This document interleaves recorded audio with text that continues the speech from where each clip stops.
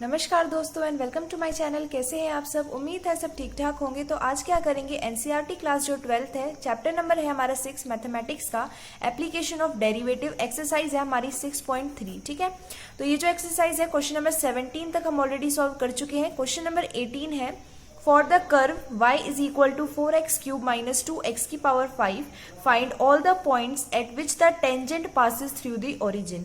हमें क्या बोला है कि ये कर्व की एक इक्वेशन दे रखी है, हमें इस पे वो सारे के सारे पॉइंट फाइंड आउट करने हैं जिन पॉइंट पे जो टेंजेंट बनेगी वो क्या रहेगी, वो ओरिजिन से पास होगी। ठीक है, तो बहुत ज्यादा सिंपल है ये। सबसे पहले क्या करेंगे, हम जो y की वैल्यू यानी कि जो कर्व की इक्वेशन दे रखी है वो लिख लेते हैं। वो दे रखी है 4x क्यूब माइनस में 2x की पावर 5, इसको इक्वेशन नंबर 1 का नाम दे देते हैं। ये हमारी इक्वेशन ऑफ कर्व दे रखी है। ठीक है, तो अब हमें क्या करना है, हमें वो सारे के सारे पॉइंट फाइंड आउट करने हैं। तो एक जनरल इक्वेशन, जैसे हम मानते हैं ना, जैसे कोई इक्वेशन निकालनी हो तो हम एक जनरल इक्वेशन कंसिडर कर लेते हैं, वैसे उस तरीके से हमको जनरल पॉइंट कंसिडर कर लेते हैं एक्स वाई, जिनसे क्या होगी, जो भी टेंजेंट पास करेगी वो क्या करेगी, ओरिजिन से पास करेगी। यानी उस समय जो टेंजेंट बनेगी at a particular point X Y, जिसकी वैल्यू बाद में आने वाली है, तो उससे जितनी भी टेंजेंट बनेंगी वो क्या रहेंगी, ओरिजिन से यानी 0,0 से पास करेंगी। तो यहाँ लिख देते हैं let the required point be, P point मान लेते हैं, एक्स कॉमा वाई मान लिया है। तो उस समय जो टेंजेंट है इन पॉइंट पे जो बनने वाली है वो क्या रहेगी,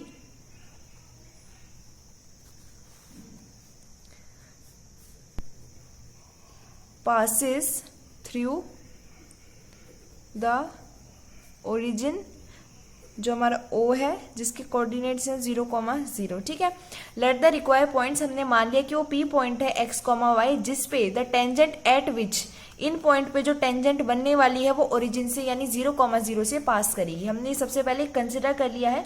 अब हमें क्या करना है, अब हमें ये x, जो y है, इनकी वैल्यू फाइंड आउट करने के लिए हम क्या करेंगे, यहाँ पे ये जो वैल्यू हमें दिखाई दे रही है, ये वाली वैल्यू हम क्या करेंगे, यहाँ पे dy/dx फाइंड आउट कर देंगे, क्योंकि हमें एक और कंडीशन दे रखी है कि ये क्या करेगी, ओरिजिन से पास करेगी। ठीक है, तो ओरिजिन से पास करेगी, तो यहाँ हम क्या कर सकते हैं, जब दो पॉइंट है, एक आपके पास पॉइंट क्या आ गया, एक आपके पास ओरिजिन आ गया है, यानी एक पॉइंट ये आ गया है 0,0, और दूसरा पॉइंट आपके पास ऑलरेडी आ चुका है, हमने जो कंसिडर किया है P पॉइंट, जो हमारा x, y। जब दो पॉइंट हमें पता होते हैं और उनसे कोई लाइन जो होती है वो पास हो रही होती है, हम उसके क्या कर सकते हैं, स्लोप फाइंड आउट कर सकते हैं। तो स्लोप हमारा यहाँ से अगर हम निकाल लें तो यहाँ से हमारा स्लोप क्या आएगा, तो यहाँ से हमारा स्लोप ऑफ टेंजेंट क्या आएगा, यहाँ से स्लोप ऑफ टेंजेंट आएगा dy/dx। तो यहाँ से dy/dx फाइंड आउट कर लेते हैं इक्वेशन नंबर 1 से।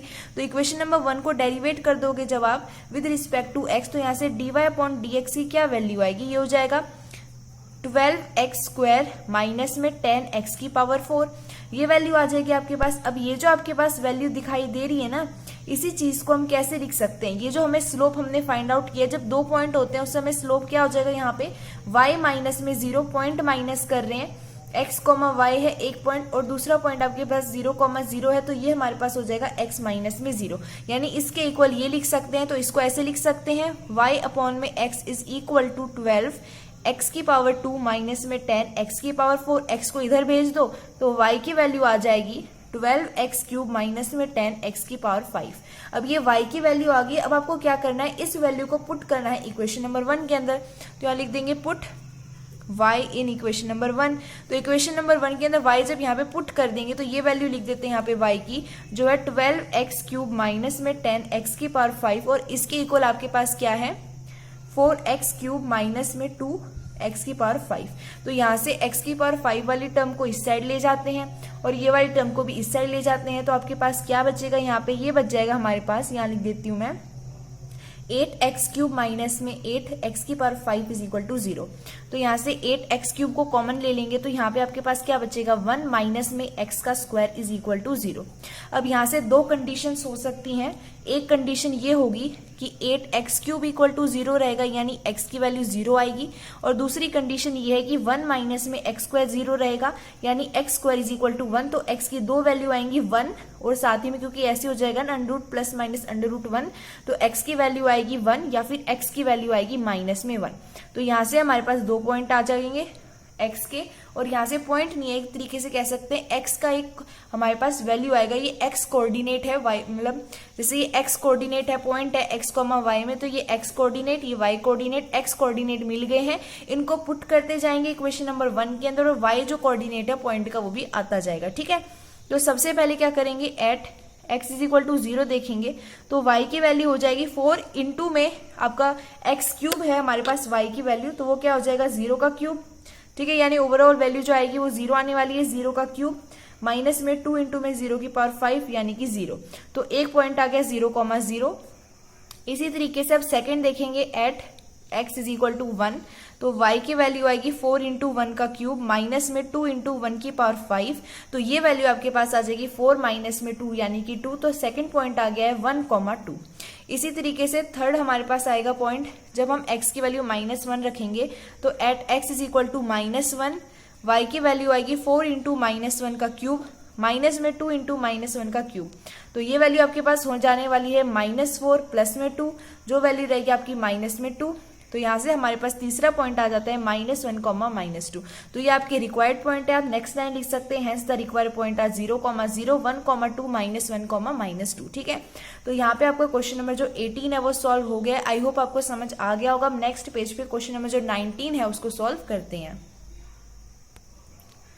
तो जी अब ये है हमारा question number 19, find the point on the curve. ये कर्व की इक्वेशन दे रखी है, इसमें हमें पॉइंट फाइंड आउट करनी है at which the tangent are parallel to the X axis, यानी कि इस पे जो टेंजेंट बनेगी वो क्या रहेंगी, एक्स एक्सिस के पैरेलल रहेंगी। आपको पता है कि जब टेंजेंट जो होती है वो पैरेलल होती है किसी भी लाइन की या एक्सिस के, तब उस समय क्या होता है कि जो हमारे पास पैरेलल होने की वजह से जो स्लोप आता है वो क्या आता है, दोनों लाइन का इक्वल टू 0 आता है ना, आपको ये पता है।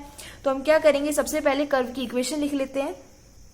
कर्व की इक्वेशन दे रखी है, यहाँ लिख देती हूँ मैं, इक्वेशन ऑफ, यहाँ लिख सकते हैं आप गिवन इक्वेशन ऑफ कर्व दे रखी है हमें, एक्स स्क्वायर प्लस में वाई स्क्वायर माइनस में 2x माइनस में 3 इज इक्वल टू 0।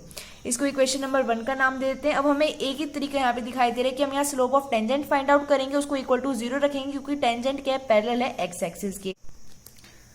तो हम क्या करेंगे, यहाँ पे dy अपॉन dx यानी slope of tangent find out करेंगे। तो इससे हमें dy upon dx find out करने के लिए इक्वेशन नंबर 1 को डिफरेंशिएट करना पड़ेगा। इसको डिफरेंशिएट करने के बाद जो हमें मिलेगा वो मैंने यहाँ लिख दिया है। तो ये हो जाएगा 2x प्लस में ये हो जाएगा 2y dy upon dx minus में 2, ये कॉन्स्टेंट है तो ये 0 हो जाएगा। ठीक है, उसके बाद यहाँ से हम क्या करेंगे, dy अपॉन dx की वैल्यू फाइंड आउट करेंगे। हमने क्या किया, ये वाली जो 2 वाली टर्म्स है यानी dy अपॉन dx के अलावा जो टर्म्स है उनको एक साइड भेज दिया, 2 को कॉमन ले लिया, 2 जो है दोनों साइड से कट गया और dy अपॉन dx की वैल्यू आ गई है 1 माइनस x अपॉन में y। अब ये जो वैल्यू आ गई, हम क्या करेंगे, आपको ये क्वेश्चन में दे रखा है कि जो टेंजेंट है वो क्या है, पैरेलल है एक्स एक्सिस के। इसका मतलब ये हुआ कि जो स्लोप ऑफ टेंजेंट आएगा वो इक्वल टू 0 आएगा। हमने क्या किया, इसको 0 का इक्वल पुट कर दिया और यहाँ से x की वैल्यू आ गई है 1 आ गई है। अब ये x की वैल्यू को हमने क्या किया, इक्वेशन नंबर 1 के अंदर पुट किया। ये इक्वेशन आपकी क्या है, इक्वेशन नंबर 1 थी आपकी x square plus y square minus 2x minus 3 is equal to 0। जहां जहां पर x था वहां पे हमने क्या किया है, वैल्यू पुट की है 1, तो ये हो गया 1 स्क्वायर प्लस में वाई स्क्वायर माइनस में 2 इंटू 1 माइनस 3 इक्वल टू 0।